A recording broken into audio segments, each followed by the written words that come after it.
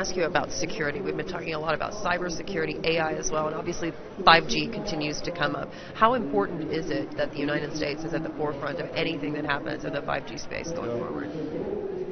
The 5G issue is the most disruptive technology that's going to come our way, and probably in this century. 4G, 3G, evolutionary, 5G, transformative. And not just about military. I'm talking about all aspects of our society, from banking to the medicine field, to the smart cities that we have ambitions for. You can't have a smart city if you don't have a secure network. The competition is China, and whoever wins this competition is going to be a very dominant player on the globe.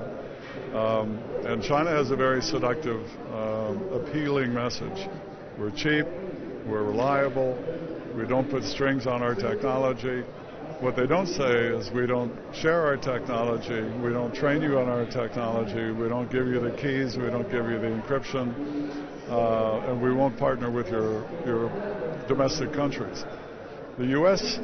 Technology that we're developing will do just the opposite of that. It'll make us more secure. It'll enable our individual citizens to have a private, secure cell phone. It'll enable our corporations to have protection of their intellectual properties, and it'll enable our governments to be more secure. And in an organization like NATO, you cannot have a Chinese system and a U.S. system interface. So the choices for our friends and allies are clear. You can either go for the cheap, seductive, but extremely vulnerable system that will take all of your privacy, your intellectual properties, and your secrets back to Beijing, or you can invest a little bit more money and have a more secure society. Where do you think we are in that race? I think in the marketing of it, we are behind. One of the reasons the Chinese system is cheap is because it's subsidized. Our government is now waking up, I think, and we're seeing more pronouncements from our leaders, which is very good. The private sector is doing quite well. I think our technological advance is very impressive. I think we're working on systems that are impenetrable, in other words, that can't be hacked and can't be reverse engineered. And those are the two things that will assure our technical dominance in the future. And as former national security advisor, there are a lot of conversations happening today surrounding nuclear technology. Saudi Arabia has made it very clear as part of their Saudi Vision 2030 that they're looking to diversify their energy mix. They've gone to the United States hat in hand and made it very clear that they want to get in bed with the Americans on this. But one of the things they want to do, obviously, is bypass 123. I spoke yesterday with the Deputy Secretary of Energy. He said that wasn't going to happen, that if they wanted to have that sharing of nuclear information and technology, they're going to have to do it the way that the UAE, for example, has done this.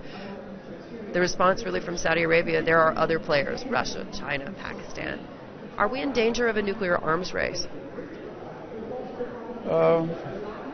I think that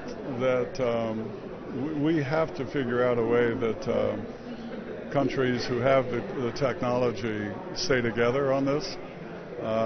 We will soon be looking at another START treaty, and it's absolutely important that I think that the community of nations involved in the START treaty not just be U.S. and Russia, but everyone who has nuclear weapons. And so I don't think, I hope we're not getting involved in a new race.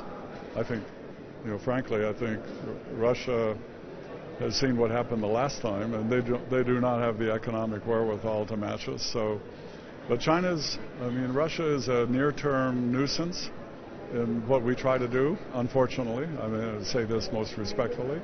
China's a longer-term threat, and we need to be very clear-eyed about what they are and what they aren't.